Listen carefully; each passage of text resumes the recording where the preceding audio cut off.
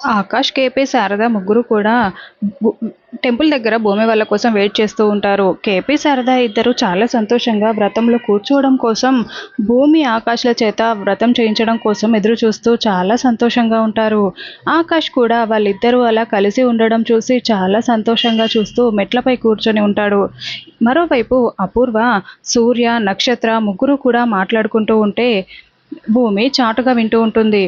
Madam, ఒకవేళ భూమి చివరి నిమిషంలో వాడితో వ్రతం చేయడానికి నిరాకరిస్తే అక్కడున్న వాళ్ళందరికీ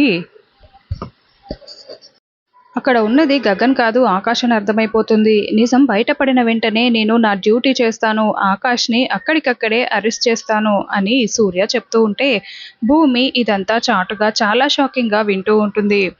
ఒకవేళ భూమికి ముందే ప్లాన్ మొత్తం అర్థమైపోయి ఆకాష్ని కాపాడాలని ఆకాష్తో కలిసి వ్రతంలో కూర్చుంటే అని నక్షత్ర అడుగుతూ ఉంటుంది. భూమిని పెళ్లి చేసుకోవాలని ఈ సూర్య ఎన్నో కలలు కన్నాడు.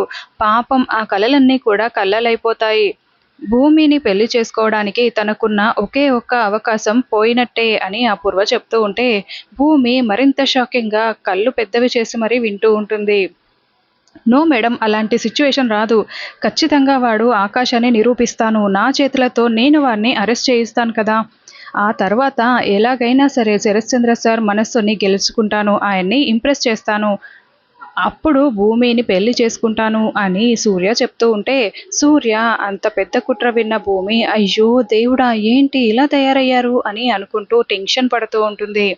మరోవైపు శారదకి ఇద్దరు పక్కపక్కనే కూర్చొని గుడిలో పూజ చేస్తూ ఉంటే ఆకాష్ చాలా సంతోషంగా వాళ్ళిద్దరిని చూసి మురిసిపోతూ ఉంటాడు.